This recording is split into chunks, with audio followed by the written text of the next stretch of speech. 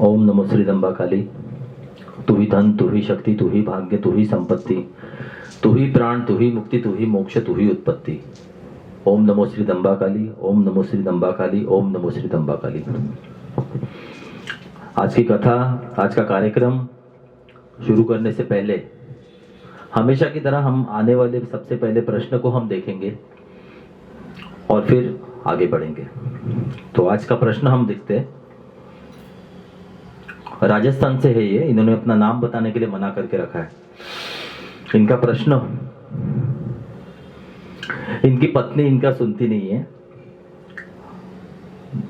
इनके पत्नी को बहुत सारा गुस्सा है और गुस्से में वो बहुत अनाप शनाप बातें करती है और भी बहुत कुछ है। ठीक है, बाकी तो सब समझ गए, मैं भी समझ गया, आप भी समझ गए।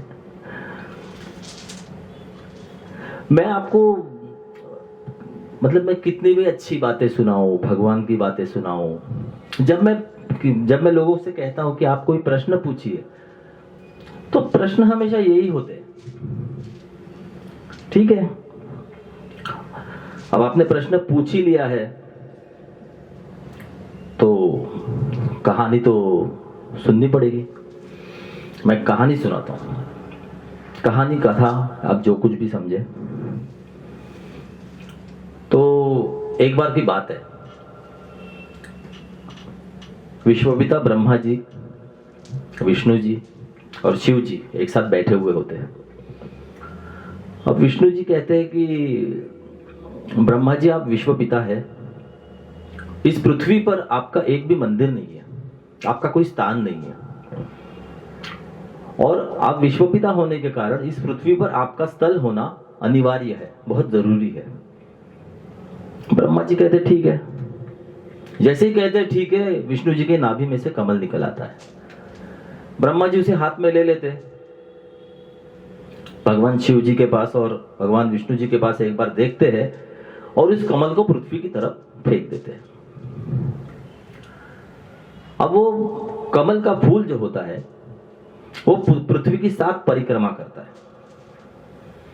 जैसे अभी वो चंद्रयान, आपने सुना होगा, चंद्रयान ने चंद्र की परिक्रमा की, उतरने के लिए जगह ढूंढी, वैसे वो कमल का फूल जो होता है पृथ्वी की परिक्रमा करता है और अपने लिए ब्रह्मा के मंदिर, ब्रह्मा जी के मंदिर के लिए, विश्वपिता ब्रह्मा के स्थल के लिए जगह ढूंढता है और उसे जगह मिल जाती है।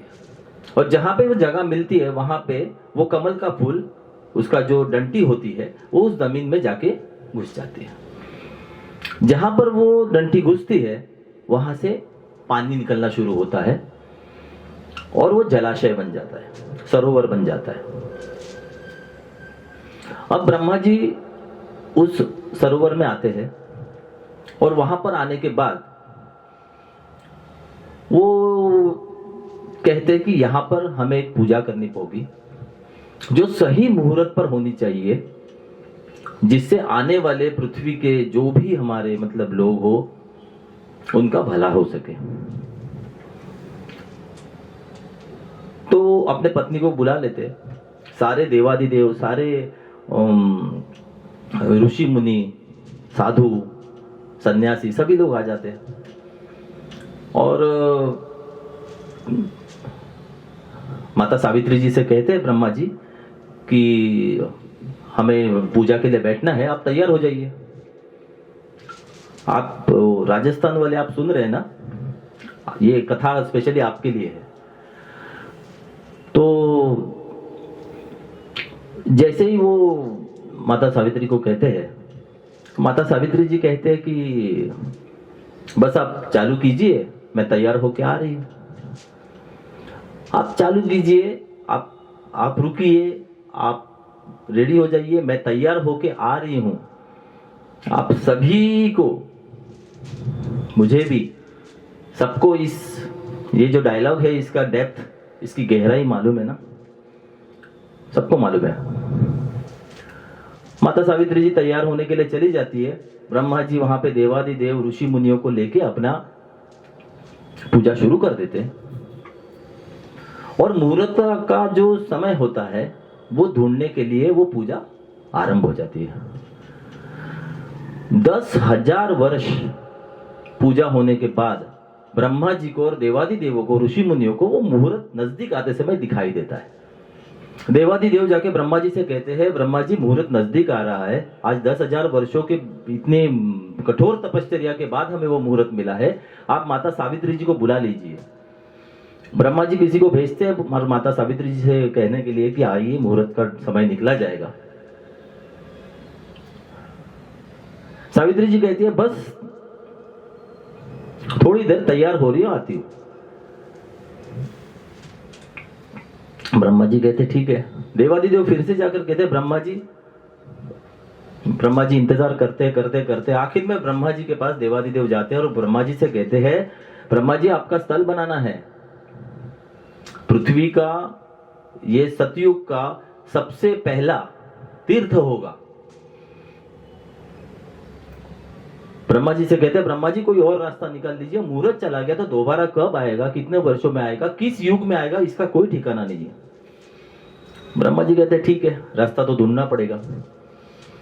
ब्रह्मा जी अपने द्वारपाल दोनों को बुला लेते हैं, उनके जो बाउंसर्स होते हैं वो, और उनसे कहते हैं कि जाओ और जाके शादी योग्य कन्या लेकर मेरे पास आओ। दोनों द्वारपाल निकल जाते हैं। 5 किलोमीटर दूर जाने के बाद गुर्जर समाज की ग्वाला, जिसको कहते हैं ग्वाला, एक कन्या उनको मिल जाती है। उसको लेकर वो ब्रह्मा जी के पास आ जाते हैं। ब्रह्मा जी उसको बाजू में बिठा देते हैं और ब्राह्मणों से कहते हैं कि इसके साथ शादी करा दो, मुहूर्त का समय निकला जा रहा है। ब्राह्मण उस कन्या से पूछते हैं कि आप किस समाज से हो, किस धर्म की हो, किस जात की हो। तब उन्हें पता चलता है कन्या के मुंह से कि वो गुर्जर समाज की है, ग्वाला है। ब्राह्मण इस पर ब्रह्मा जी से कहते हैं कि ब्रह्मा जी आप ब्राह्मण है, ये ग्वाला है, आपकी शादी नहीं हो सकती। तो उस वक्त की बात है, उस युग की बात है, हम तो खाली कथा सुना रहे। आज के युग में तो कुछ भी होता है, ठीक है। अब ब्रह्मा जी सोचते हैं कि अब करे क्या।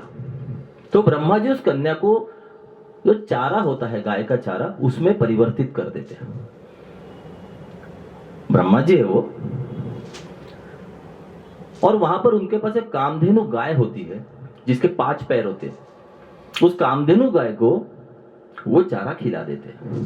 वो चारा खाकर वो कामधेनु गाय जो गोबर निकालती है, उस गोबर से वो एक कन्या की मूर्ति तैयार कर देते हैं और उस मूर्ति की प्राण प्रतिष्ठा करके उसको शादी योग्य कन्या के रूप में बाजू में बिठा देते हैं। वो कन्या दूसरी तीसरी कोई नहीं, वो माता गायत्री जी है। ब्राह्मणों की, ब्रह्मा जी की और गायत्री जी की शादी हो जाती है और जैसे ही मुहूर्त आ जाता है पूजा आरंभ हो जाती है। पूजा आरंभ होते ही ओम स्वाहा के जो आवाज निकलने लगते हैं वो माता सावित्री जी के कान में पड़ जाते हैं। माता सावित्री जी बोलती है कि पत्नी मैं हूं, मैं यहां पर हूं, तो पूजा शुरू ही कैसे हुई। वो तुरंत उठती है। अब आप सोचिए 10,000 वर्ष के जो वेटिंग, मतलब मुहूर्त ढूंढने की जो टाइम गया, उसके बाद लड़की ढूंढने में टाइम गया, फिर उस लड़की को कामधेनु गाय को खिलाकर गोबर के रूप में से बना के गायत्री माता बनाने में टाइम गया, ठीक है। अब वो माता सावित्री है। अब वो वहां से चली आती है और देखती है कि ब्रह्मा जी किसी और स्त्री के साथ बैठकर पूजा आरंभ कर चुके हैं। सावित्री जी को बहुत गुस्सा आ जाता है। सावित्री जी वहां पर खड़े रहकर ब्रह्मा जी को श्राप दे देती है कि आपका कभी मंदिर नहीं बनेगा, आपकी कोई पूजा नहीं करेगा। आप सुन रहे हैं ना? ऐसा कहकर वो चली जाती है। सारे देवादिदेव टेंशन में आ जाते हैं, ऋषि मुनि टेंशन में आ जाते हैं। वर्षों की तपश्चर्या के ऊपर पानी फेर गया।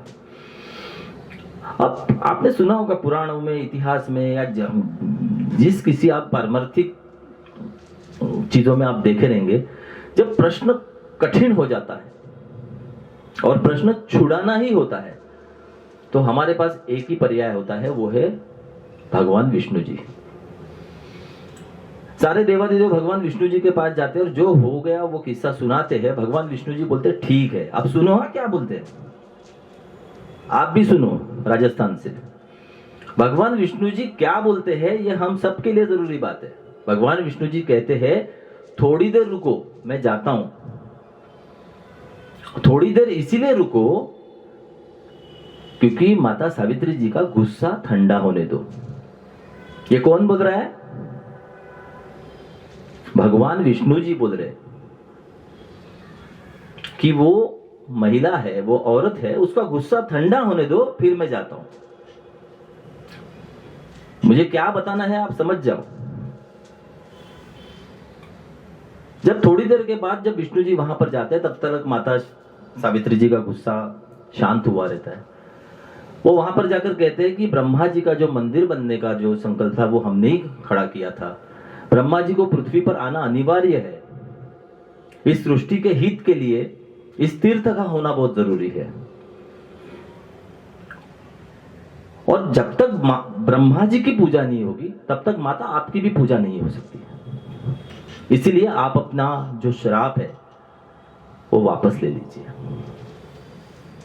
माता सावित्री जी बोलते ठीक है। माता सावित्री जी आ जाती है और ब्रह्मा जी से कहती है कि जहां पर यह कमल का फूल गिरा था और जहां पर यह सरोवर है, उसी सरोवर में प्रापंचिक आदमी आके अपनी मनोकामनाएं पूरी करेगा। और उसी जगह पर जहां आपकी मूर्ति स्थापन करनी है वो सन्यासियों द्वारा, साधुओं द्वारा की जाएगी और उन्हीं के द्वारा उनकी सेवा की जाएगी। देखो, पुष बोले तो कमल और कर बोले तो ब्रह्मा जी का हाथ। पुष्कर, उस जगह का नाम है पुष्कर। पृथ्वी पर ये एक ही मंदिर, एक ही जगह पर आपका मंदिर बनेगा, ऐसा सावित्री जी कहती है। और जब वरदान देने का वक्त आता है तो सावित्री जी इतना ही कहती है कि जिस मुहूर्त के लिए आपने इतनी कठोर तपश्चर्या की, जिस मुहूर्त के लिए आपने ये शादी की, जिस मुहूर्त के लिए आपने ये इतने सारे मतलब जो घटना हुई, वो मैं आशीर्वाद देती हूं। माता सावित्री जी ने कहा वो मैं आशीर्वाद देती हूं कि हर साल, हर दिवाली अमावस्या के बाद जो एकादशी आएगी, उस एकादशी से कार्तिक पूर्णिमा तक सारे देवादिदेव इस मुहूर्त में यहां पर आएंगे, वो पुष्कर तीर्थ में रहेंगे और कार्तिक पूर्णिमा होने के बाद वो अपने अपने स्थल में वापस चले जाएंगे। ये हर साल होगा, ये वरदान भी आपको दे देती हूं।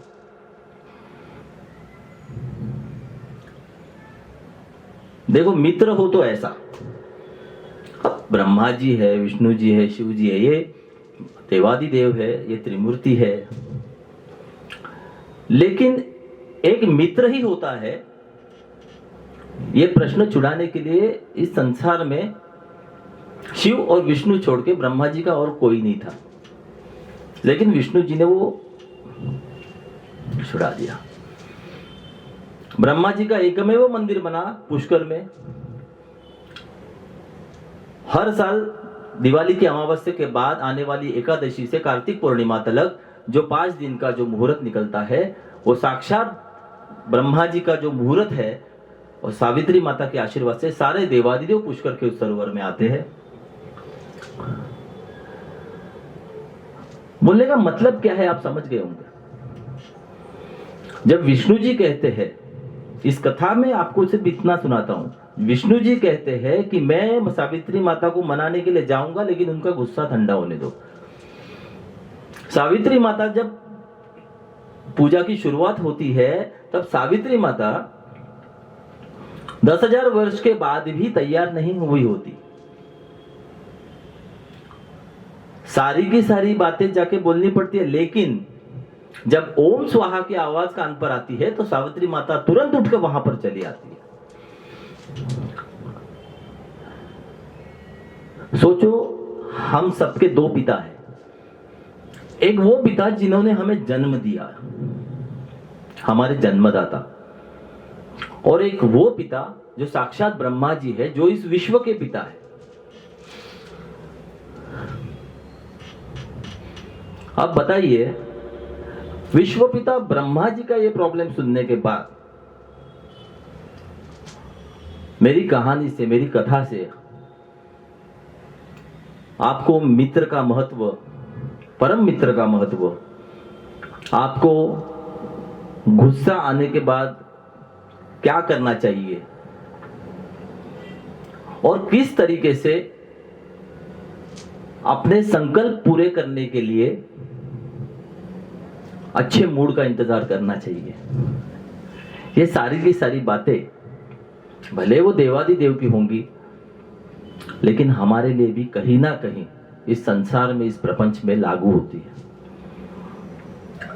इसलिए मैं आपसे इतना ही कहूंगा कि ब्रह्मा जी से कुछ सीखिए, विष्णु जी से कुछ सीखिए। हम माँ दंबा काली के उपासक है, माँ दंबा काली की पूजा करते हैं। माँ काली का रूप हर घर घर में होता है, ये तो आपको पता है। लेकिन इन्हीं माँ दंबा काली को हम चरण स्पर्श करके यही आशीर्वाद मांगेंगे कि आपके जीवन में सुख आए, शांति आए, आपके जीवन में, आपके संसार में, आपके परिवार में, आपके घर में आपको सुख, शांति, समाधान मिले। और इस कथा के माध्यम से इस घर में, आपके घर में, आपके पत्नी के साथ आपने जो प्रश्न पूछा है, तो आप सोचिए कि आपको आगे क्या करना है। इतना ही मैं आपको कहूंगा। अब हम आगे बढ़े कथा की तरफ।